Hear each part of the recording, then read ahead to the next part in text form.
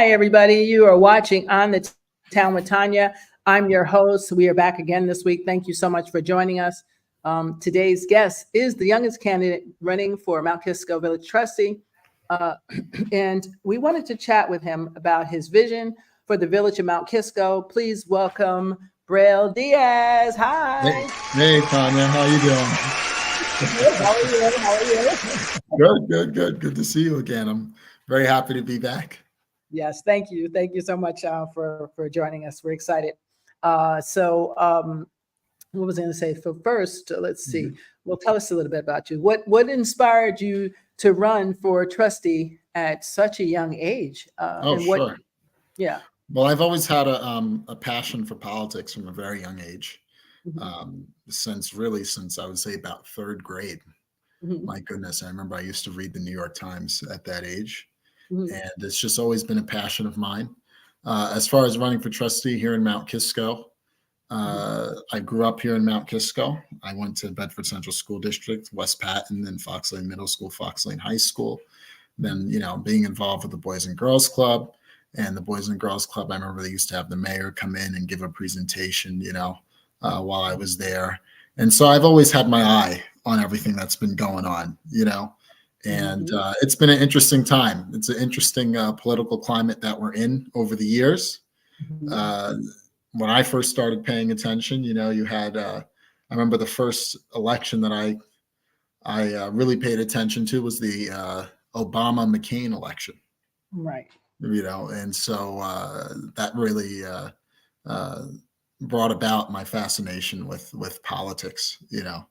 So there you go. Well, sorry, I had a little thing here, hand thing issue here going on. What was I going to say? What specific experiences help shape your political views? Like, Sure. is there something specific?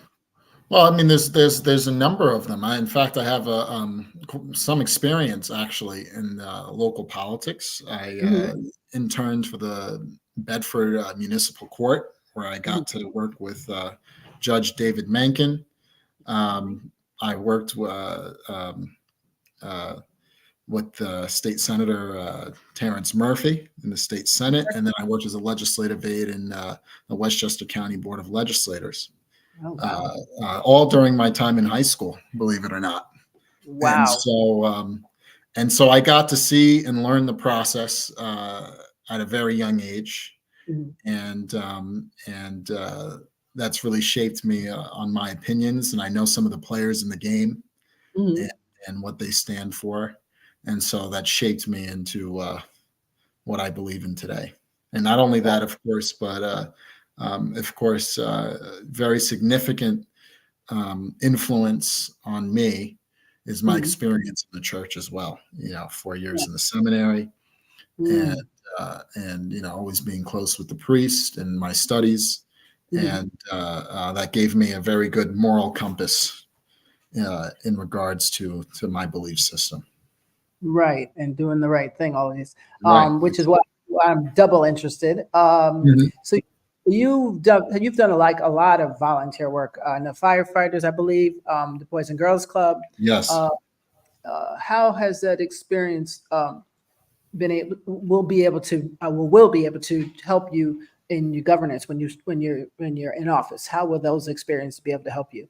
Well, the fire department, let's start with that. The fire department, we see a lot of things that I think most residents don't get to see on a daily basis. We see people when they're at their worst, and we see the community when it's at its best, right? At its worst, because of course people are in distress. They're calling 911. We respond. We go to help them. And at its best, because of course you see all the people in the community, all the volunteers who come together to help others in the community. And that's the amazing thing about Mt Kisco, is that we have that spirit of volunteerism, and we rely on volunteers in this town. As a volunteer firefighter too, you have an understanding of some issues more than others. For example, the battery energy storage system issue.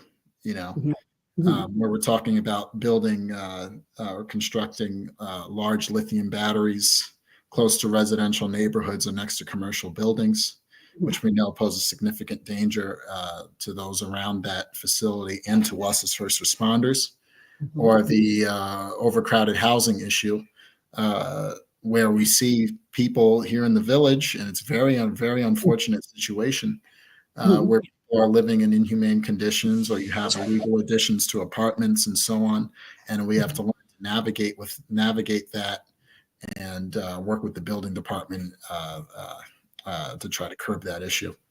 Those are not things that I don't think the average resident gets to experience on a daily basis like we do. So the fire department has definitely helped me to learn some of the issues and experience the issues. The Boys and Girls Club is great because there, with my experience there, I actually got to lobby Congress with the Boys and Girls Club. I lobbied for mental health and against drug and alcohol abuse in minors. And that was an amazing experience. It's one of my first jobs was in the Boys and Girls Club. And of course, I was alumni of the Boys and Girls Club. In fact, they just celebrated their 85th anniversary. Yes. I was for that. I don't know if you saw on Facebook, there was a beautiful picture where all the alumni and the current club kids, we all came together.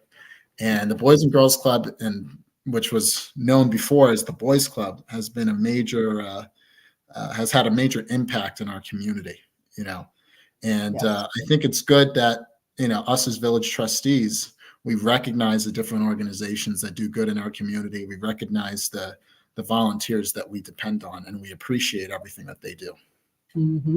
Yes, no, they're really a big staple in our community. I don't know where we'd be without them. A lot of moms and dads would be in trouble without them. Oh yeah.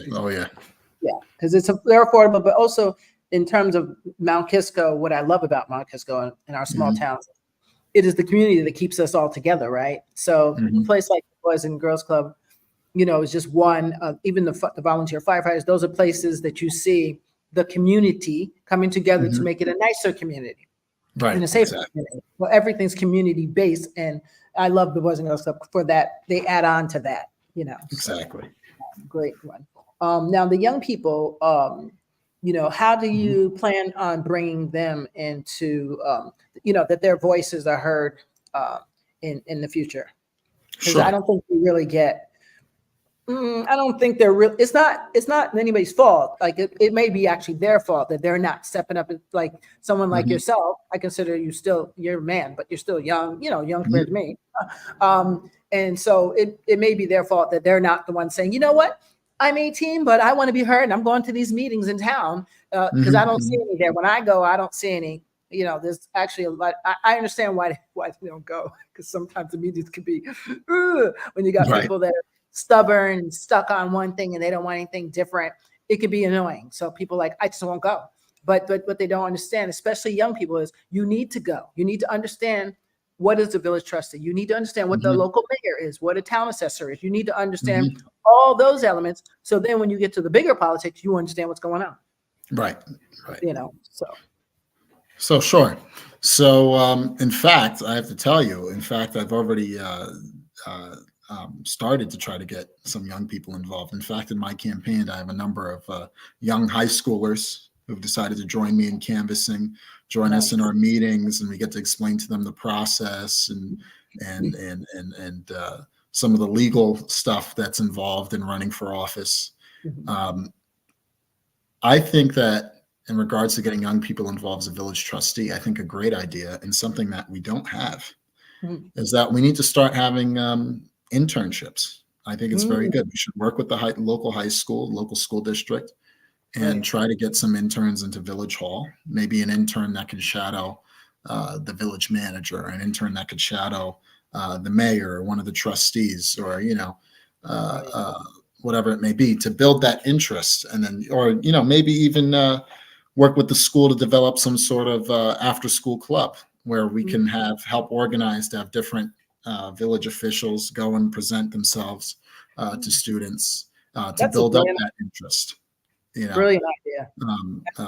if we know that they're not seeking us, then we have to go and we have to seek them, and so we have to go and engage them, and one of the great ways to do it. I love that idea. That is friggin' brilliant because what kid, I mean, everybody has to take poli sci at some point or some type of political science and somewhere in high school. And it can be quite tedious or boring if you're not into politics. But it would be way more interesting if it was now an internship or, a part of learning month. I don't know, whatever that would be. Right. That would be brilliant. And it would help your team out too, but it also helps them understand the process. Right. Well, it's how I first got involved was through internships, starting at the court in Bedford. And then we did the leadership training program I remember attending. That was another trip to DC where we got to meet some congressmen and shadow them for a few days and some business people in DC. And so if it worked for me, maybe it'll work for the other young people in the community. Let's open up those opportunities for them. Absolutely. Brilliant idea. What do you think are the 3 top issues facing Mount Kisco today?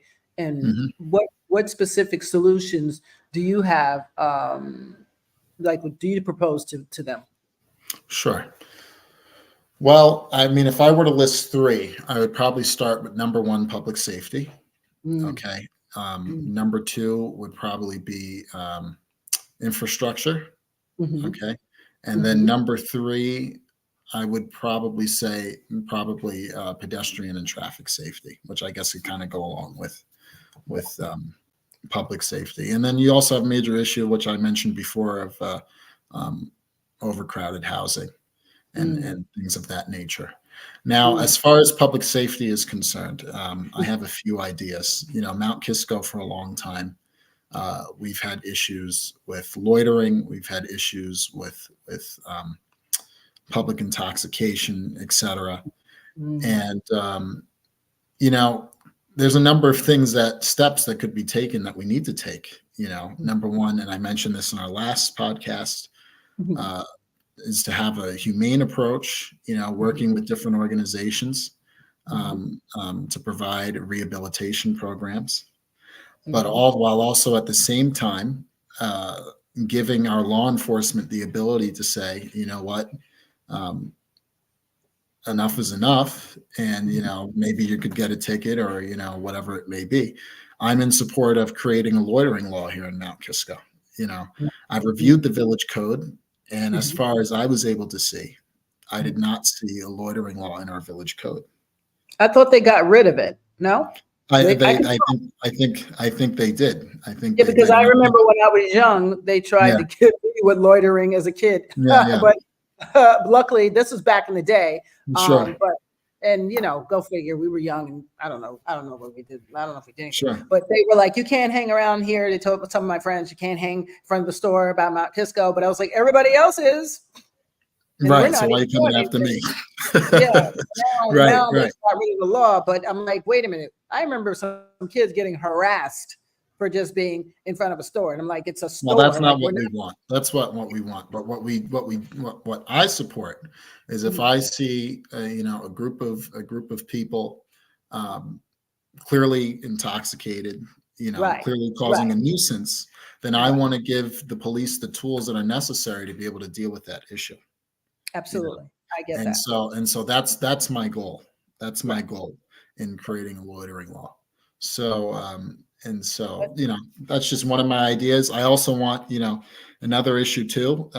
We have the issues in the trails. A lot of people have complained over the past year and a half, and I was in support of, and I'm still in support of having a park ranger program. So the idea is maybe we have 1 or 2 park rangers that patrol the trails. Okay, they provide some form of security. They could also report on the conditions of the trails.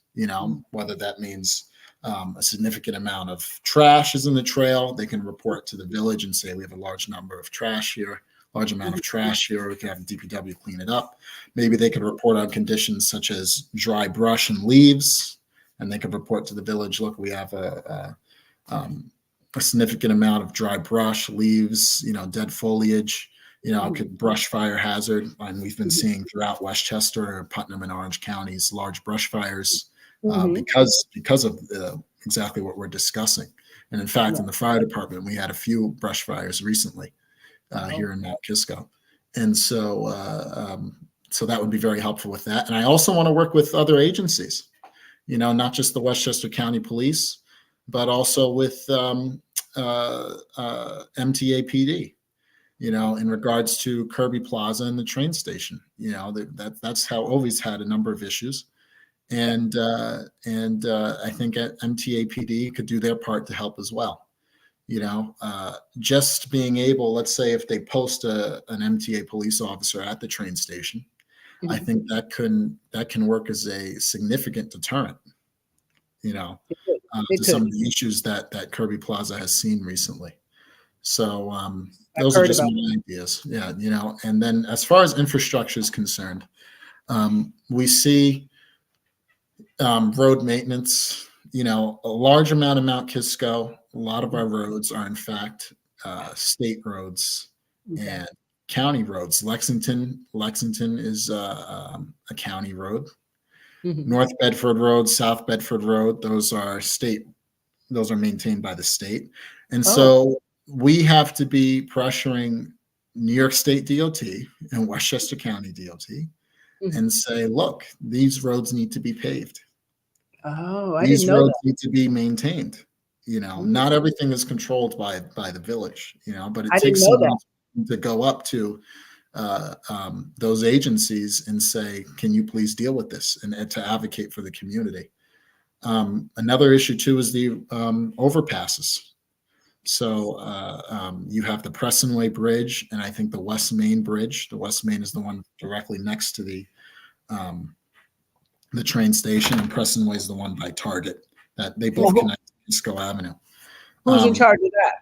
Now this is very interesting. So if you look at New York State law, it says that anytime there's an overpass that goes over a railway line, it is the responsibility of the railway company to maintain that overpass. That's New York State. MTA, really?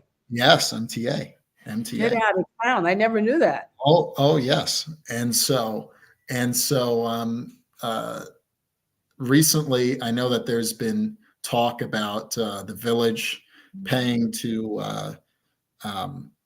repair these overpasses and to replace these overpasses.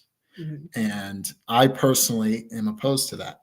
If state law says that MTA is responsible for maintaining it, then MTA should be paying to maintain it and to repair it or to replace it. Or Absolutely. Save your budget. Save your budget. We're already in financial constraints as it is here in the village town of Mt Kisco. And so if other agencies are responsible for certain things, then we need to hold them accountable. Absolutely. I totally agree with that. Thank you for enlightening me. I never even knew that. I used to wonder about that because I did some stuff. I worked for an engineering firm that worked with DOT. So I was like wondering, like, who handles if a road goes over the railroad? They had to make it over to get the railroad. So that means so that's good to know. It's a fun fact to know. So thank you. But yeah, it sounds like a lot of work. If you think it's a little town, this is easy. No, maybe 3 square miles, but there's a lot of work that's got to get done, Yeah, so, no, absolutely. Yeah. And it's got to keep everybody happy, as they say. Let's see, young leaders, they often bring fresh new ideas. Are there any like traditional practices within Mt Kisco village government that you think may need to be reevaluated or changed? Twister. Traditional practices that should be reevaluated or changed? Well, it depends on what you mean by traditional practices. So like, let me see, what's something that we do traditionally? Like, I'm making this up, but this is one. Sure. Oh, I know we do the tree lighting every year. I'm making that up. Okay. But that's not one to get rid of, but I'm just saying that's something that's traditional. We always do it. It's been like that forever. No, I personally, I value our traditions. I've always been on the more traditional side with things, I think it's great that our religious communities are able to come together. I know that was just an example that you're using, but it's a good example. I think it's great that our religious communities are able to come together Mhm. peacefully and Yes. and are able to enjoy each other's our differences.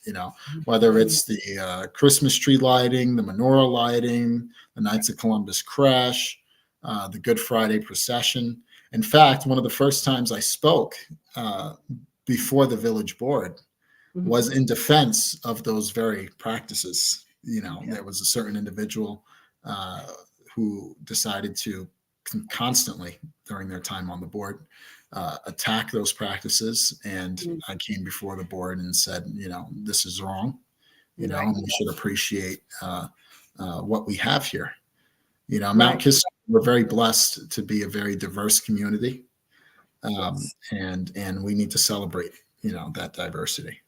Absolutely. Whether Absolutely. it's in religion, whether it's in race and culture, it's a very beautiful thing, and not every community has that. Nope. Nope. Not at all. And that's what I love about Mount Kisco as well. Hmm. They're very good on that. From what I, Right, grew up in the next town, and I lived in Mount Kisco over 19 years. I don't even know how long. right. So I've just always, if I step away and come back, I always realize, wow, we really do have something special, and I hope it stays that way. It's getting bigger now. It's getting Mhm. different, very different. But I believe, with people like yourself and Teresa and Mayor, Sure. that will keep some of our old values to keep it the way it was. It's small, Hmm. quaint, small, beautiful town that Hmm. people can come Hmm. visit their family, be safe, you know, Sure. um, have fun. Our parks are Sure. great. All that. Yes. Hopefully Yeah. that will happen. Uh, so how do you plan to work with other trustees and Hmm. local officials, especially those who may have different viewpoints Hmm. to achieve your goals for Mount Kisco? Sure. So, one is to understand the village board of trustees is a legislative body, right? So Mhm, we have five trustees, mhm, right? And one of them being the mayor, mhm, the deputy mayor, and then three regular trustees. mhm, And so that requires, because it's a legislative body, of course, it requires a certain number of votes to get certain things passed. mhm. Um, when it comes to differences, I'm always about dialogue. I'm Right, always about, I want to hear your side. Help me to understand why you feel the way you do. Maybe mhm, I'm wrong about something. I have the humility to say that. right, Maybe I'm wrong. I may be wrong. Maybe I don't fully understand this issue. Why don't right, you, enlighten me? Or maybe I could enlighten you on something and tell you why I feel the way I do. And then we come to some kind of consensus in the end and we could get the work done, you know. right, And right. and a good legislator always comes with that kind of attitude, you know. Otherwise, how do you legislate? If you can't Mhm, come together and you can't agree on things and compromise on things and get consensus on things, then mhm. uh, then nothing will get done. It Right, becomes a sort of gridlock, and we see that today in the House and in the Senate. Where very very little legislation gets passed because they're too busy arguing with each other instead of yep, having dialogue and be able to come up with solutions. So we don't want that here, and I think the current board is doing a good job of working together to get certain things done, and that's very good. yes, yes. I love the team we have. They're just Mhm. amazing, and I'm so happy that they won. It's amazing, and we've been lucky so far. Knock on wood. Yes. But it was nice to see Mayor Century back for Mhm. me. So it's a win-win. And then Teresa's lovely, Angie's lovely. It's a great team. Mhm. I just Mhm. love it. I love when people can get along and not just be all over the place. So they Right. bring people together. They're very much about the community. They love the community, their Right. residents. I mean, there's a lot Right. to that. So all the elements of what makes a great, quaint town, in my opinion. Right. Right. Right. So it's all good. So where do you see Mount Kisco in about, let's say, 10 years, because it takes forever to build everything and do everything? How do you envision your role in helping the village reach their future? Like as we Well, grow. well, Mount Kisco is a hub. You know, we're off of the Harlem line. We're off of the Sawmill. We're off of what is that, 684 off of South Bedford Road, Yes. and we're not that far from the city. A lot of commuters, and I And Connecticut. see, and Connecticut, yeah, exactly, and By Connecticut. St. That's Pat's, right. yeah. That's right. And so I think with the right leadership and the right policies and with the right environment, I mean, I think Mount Kisco has a lot of potential to grow and to be very successful. And and um, uh, and that's really the future I see for Mount Kisco. I'm shocked we're not already there. If you want to know the truth, just with our location and everything, you know, it just takes the right people to be in charge and to really create that environment where people, are willing to invest in our community. Exactly. It does take the right environment, but we have, I mean, I think there's a good team going on right now, and the Right. people, the people that live there are the ones. It's up to them to take advantage of that and Right. make it, because you can't do everything by yourself. Unfortunately, No. it's not that easy. It takes a whole team, and the team includes everybody out there. Not just the people working hard behind the scenes. They're behind the scenes, but they don't have the support of the people. They can't make nothing happen. Sort of like Right. what's happening in politics right now, but we won't go there. We won't go there. I will not touch that. I will leave it alone. So what? I might have asked this already. Sure. I guess say, but what strategies do you have in mind? Well, not to gauge the young residents because we already talked about that. But to encourage them to participate in the local elections, like how can we get them out like now?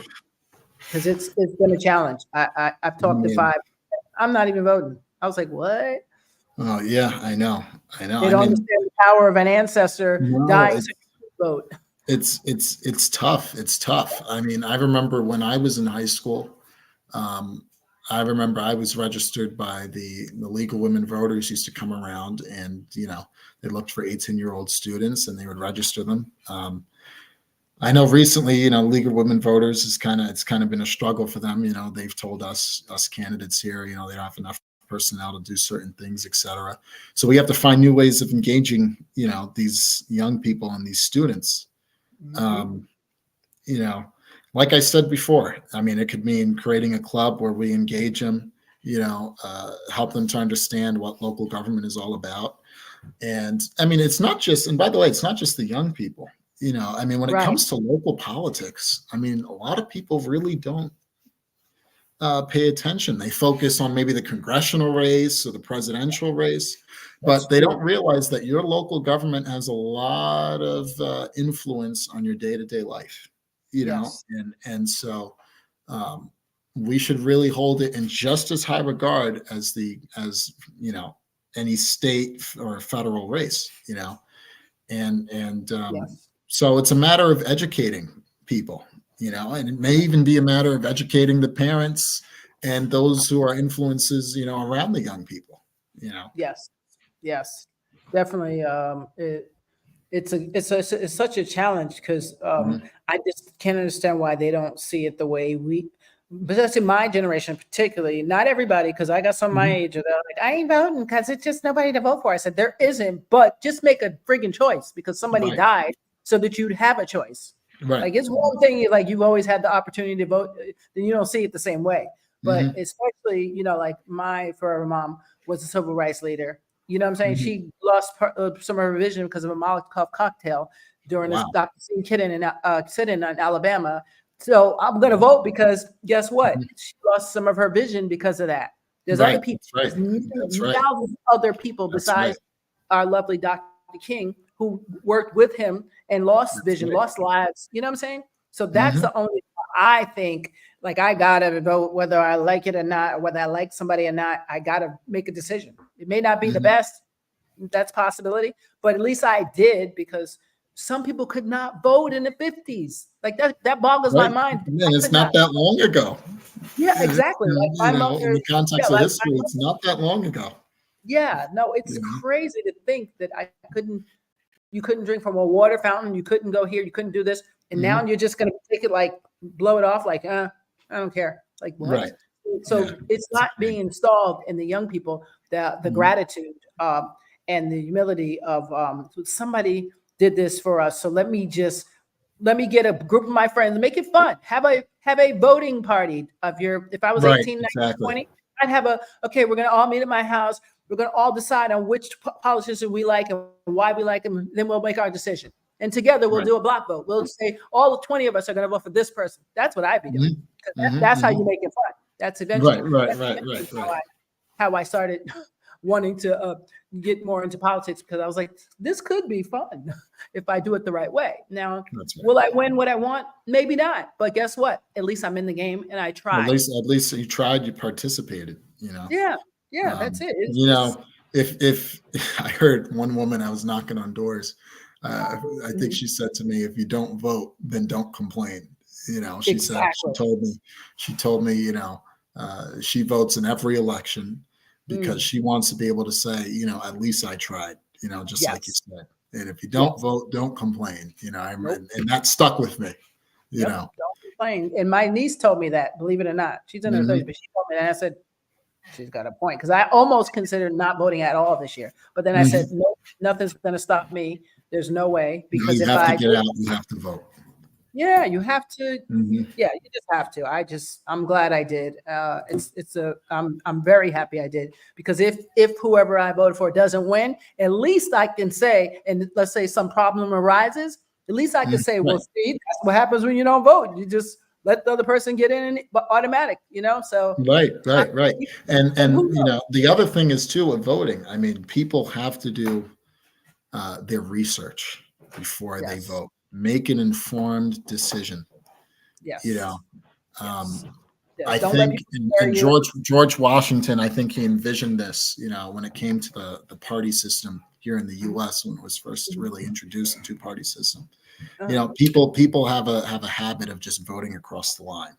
Yes. And they don't really look into the candidates that they're voting for. You know, maybe they focus on the presidential candidates, but they don't focus on the other candidates. And so, and that mentality has to change. You have to do your research into who you're voting for. You know, your vote is sacred. Make sure it goes towards what you believe to be the right people.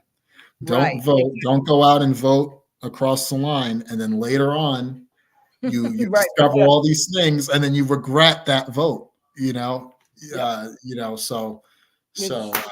I'm sure it's happening. It's a matter of education. It's a matter of education, you know, and getting that message across, you know. Absolutely. And to be fair, you know, it wasn't until I got older that I realized before I'd just vote across the board. I'd be like, man, you know, this is where I'm going. And then I was like, wait a minute, something right here. So I like the VIP party, because they could be Democrat or Republican, or what's the other one? Independent, whatever it's called. You could be independent. You could be unaffiliated. You could be green. Yeah, it doesn't matter. You know, whatever. You know, if you have good ideas, you're a person of goodwill, we welcome you. You know. Yeah, exactly. And that's what I like about that, because I'm tired of claiming anybody for anything.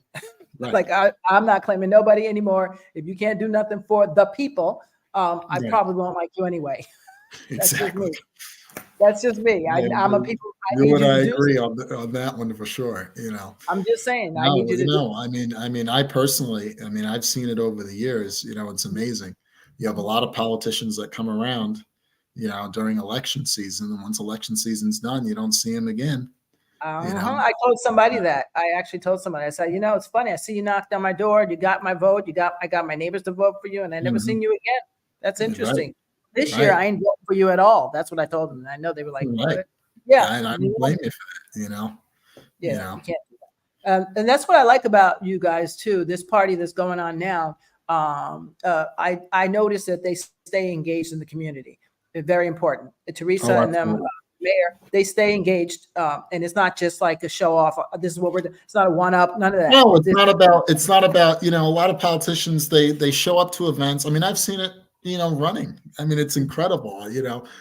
Whether I remember going to the San Gennaro Fest, and you had a certain group of politicians, they showed up and they took a picture. They showed up literally 10 minutes, took a photo with the crowd in the background, and then they left. They didn't engage people.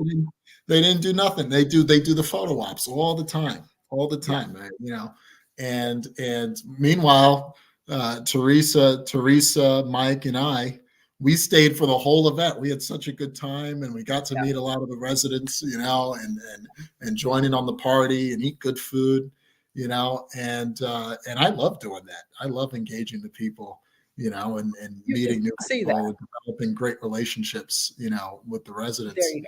And and I feel those politicians that only do photo ops, honestly, they're missing out. They think their photo ops is winning them something, but in reality, they're missing out. Absolutely, and the people can tell that too. By the way, because what I liked about our mayors, I loved Sindrick, and I loved Pat O'Reilly. I don't know if you remember her. I don't know if you were around then, but I remember one thing about her. She was always like a people's person, and no matter who you were, it's hi, how are you? She'd speak to you. She was friendly. She's always like that. Mayor Sindrick, same way. Hello, how you doing? I mean, he'll go to your event, all that. Now, I know all mayors go to the event if you ask them. I'm not saying that. This is beyond that. Right. This is they really engage with the people. Right. Exactly. Literally stop on the corner and have a conversation. Right. Exactly. Because that's what makes small towns so nice is that I can engage with my fire chief. I can engage with the local ambulance, EMT. You know what I'm saying? I can engage with them and talk about whatever it is. All your leaders are accessible to you. Exactly. And that's what's great about being in a smaller suburban community, Yes. And when you see people who through their actions maybe are not too interested in that, that's a warning sign. That's a warning sign. When you see politicians going around doing photo ops and they don't talk to people, or you try to talk to them and they rush the conversation and walk away or something like that, which I've observed too, that's a warning sign. Keep that in the back of your head. That's my advice to the voters out there. Keep that in mind when you go out to the polls, because that reveals the mentality that some of those people have, Yes. Well, here's the thing. I don't think that the town people you can pull the wool over their eyes anymore like we used to be able to. No, I think people are definitely much more aware. And they're hands-on, and they want hands-on people. That's it. They don't want this is getting done. and they're going to say, oh, let's see the books. Let's see what you're doing. Where's I don't see what's going on here. What are you saying? You how much and what happened? They want to know. People want to know now. And the day of the sleeping, villager is gone, I think. It's gone. No, you're absolutely right. I think, excuse me. I think now I think what we're starting to see is people are becoming a bit more aware. Yes. And I think it's going to help with the people being able to hold our elected officials and government agencies more accountable. Absolutely. And we as a village board also have to hold our different agencies and offices that were responsible that the village board is responsible for accountable as well by providing more oversight and more transparency. That's very important. Transparency is everything. Exactly. Transparency. It's everything right now, especially in this climate of times where you're like, everybody wants to get on. And there's some people who fight so hard, not because they care about the people, because they care about giving their friends contracts. There's a difference. Right. And we can see that now. Now we're like, wait a minute. You want to do what with our tax money? Wait, what? Right. And it's clear and evident that there's some people that are not in it for the people. And that's where we have to stop. And the only way to stop is by getting involved. And I like that you're running because you're only 20 something, I'll just say. 23. 23 years old.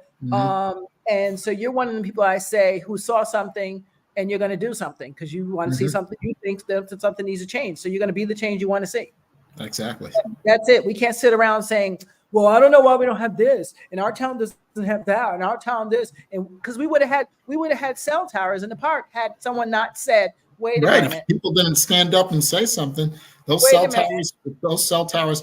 And that's another thing that, we have to be very thankful to that whole team, that saved Leonard Park, and Teresa, Deputy Mayor Teresa Flora, Trustee Guerra,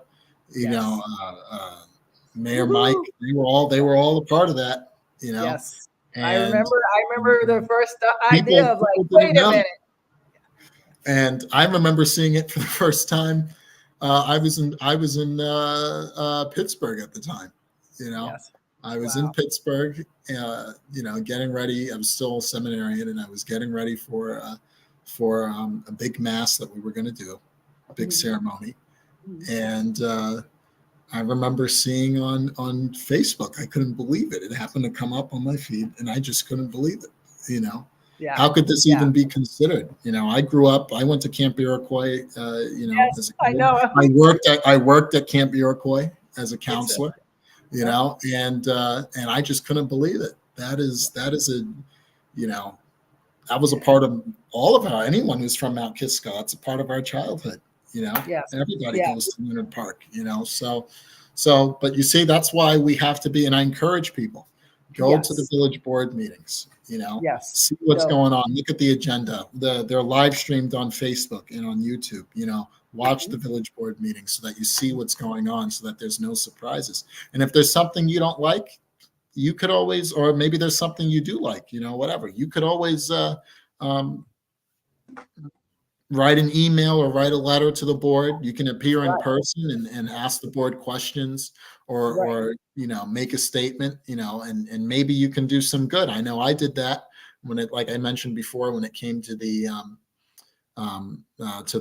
houses of worship and certain people voting against their events and so on. I spoke my mind about that.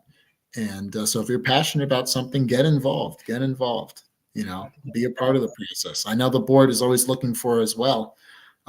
We have different committees with openings, for the town of Mount Kisco. We rely on volunteers, the Byram Lake Committee, the Leonard Park Committee, whichever committee it may be, the Ethics Board. I'm a member of the Ethics Board. And get involved. Maybe send in your resume, to the board, and maybe they'll consider you, and you could get involved in a more serious way, Right. But you got to be in it to win it, they say. That's it. You got to be in it to win it. And that's amazing. So I know your time is precious, but I had one more for you. So if a voter's sitting home right now, undecided for the local election, like, who do I want for village trustee? What are some of the things that we want in our village trustee? What do you want them to remember about you? Sure. Well, I know for me, when it comes to looking at village trustee, I want, just like what we were discussing, I would want someone who is a man or a woman of the people, someone who's out there, someone who's always been a part of our community, grew up in our community, understands our community, someone who appreciates the diversity in our community, someone who acknowledges the issues in our community, and someone who has the energy and the will to come up with solutions, and a push for those solutions, when they're on the board. And I feel, I never like tooting my horn. It's just funny because I'm running for office, but I feel I meet all of those criteria, and also, especially here in Mount Kisco, you want someone who is loyal to the people and not loyal to any particular political party or its officials or candidates. And so that means, look, if I have to pressure Metro North for the overpasses, or to post an officer at our train station, then I'm willing to do that. Metro, for those who don't know, Metro North is governed by a board of commissioners, and those commissioners are appointed by different officials, throughout the state. So I know the county executive, George Latimer, is able to appoint a commissioner. The New York City mayor is able to appoint a commissioner. The governor is able to appoint one of the or a few of the commissioners, and so maybe, if there's certain people who are running who are loyal to a political party, maybe they're not willing to pressure that board of commissioners because they're affiliated with those people that I just mentioned. With me, that's not the case. If I know that something needs to be done for the community, then I'm going to go before that board of commissioners and say, my community needs this done, and, and that's very important with local politics, because if you're loyal to outside, to certain groups are interest outside, then it means that you're compromised. You're not loyal to the community. And that's how we get things like cell towers in our park or battery energy storage systems that endanger our local fire departments and our local residents, you know. So it's very important, very important. And then that's, you know, that's the thing about politics is now everybody can be, excuse the expression, bought out in some way. And it used to be, okay, this is the budget and this is all we have to work for. And these are the people we're going to get. And that's it, straight across the board. Now it's like, well, how can I hire my friend to do this? Or how can I get my friend to do the contract for this? Or how can I get my buddy to do, you know, it's just, it's become crazy, not just local, all over. Politics become this big, let me get in so I can hook up my friends. And it's like, no, what about the people?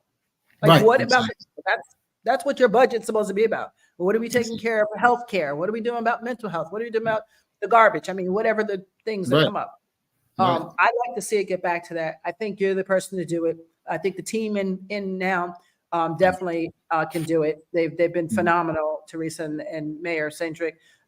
They've been just phenomenal. I love them just because they're people, just regular people doing the work for all of us people. You know what I'm saying? To make sure that we have a nice, beautiful, safe community. And that takes a lot of work. People think it's like some easy thing to go run for an office. It's not easy because people criticize you, they ridicule you, they talk a bunch of crap, and they ain't even running. Or they just make your life difficult. Yeah. Oh no, I know. They talk about you, they slander you, and you have to put up with all that. No, it's honestly, and I'm glad you brought that up because it's really unfortunate the direction that certain people have decided to take this election. It's really unfortunate. And I want to take this opportunity because people can see my face and see who I am.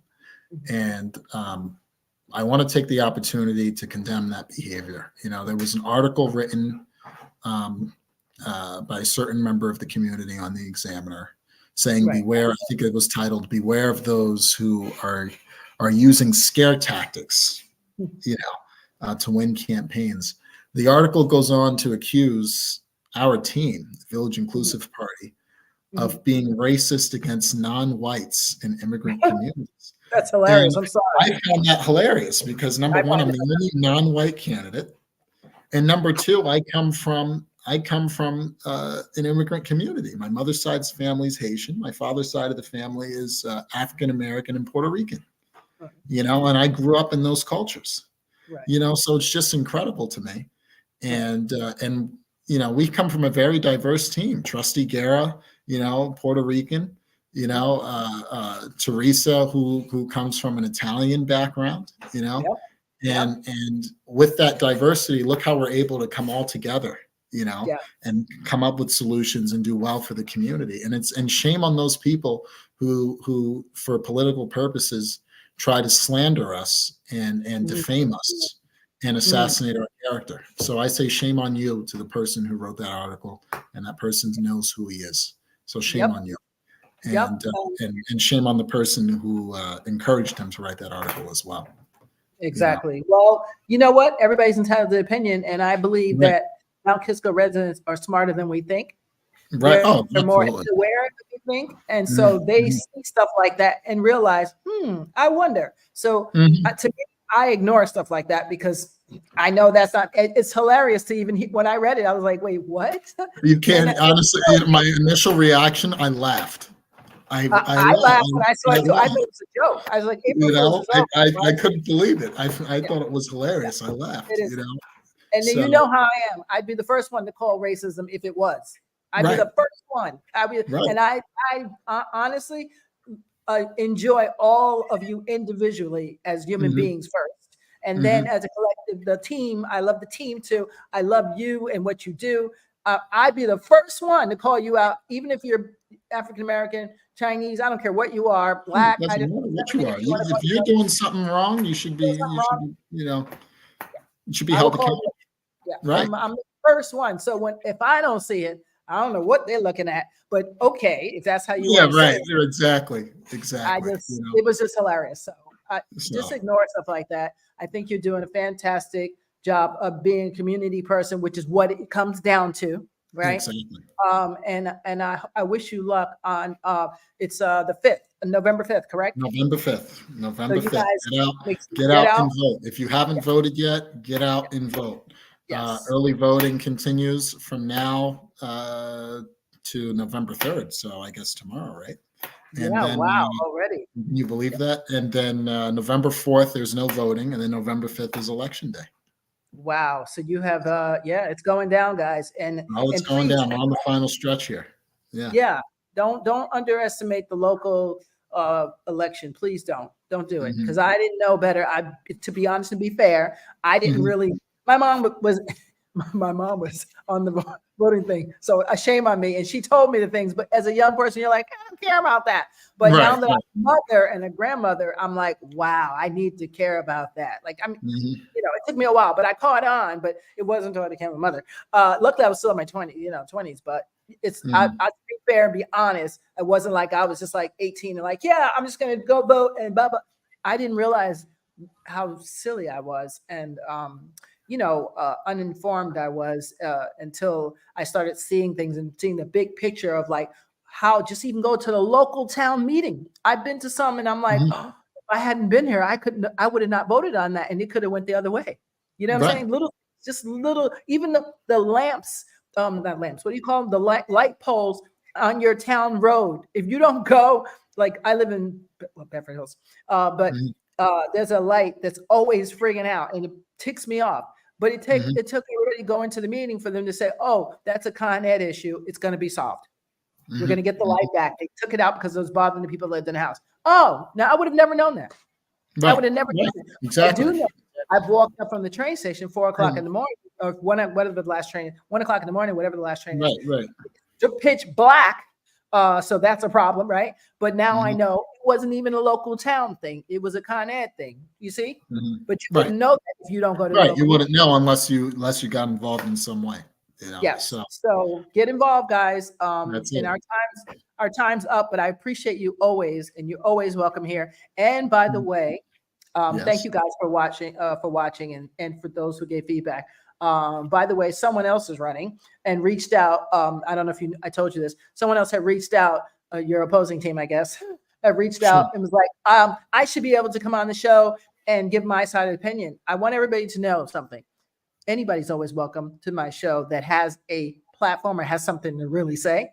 And especially if it's something like running, that's fair to have someone have their same opinion, but they never reached back out to me. So I just want y'all to know that it wasn't because of me or us. It was, they didn't reach back out. I was like, yeah, I'm down. Why don't we have a debate? Let's do it.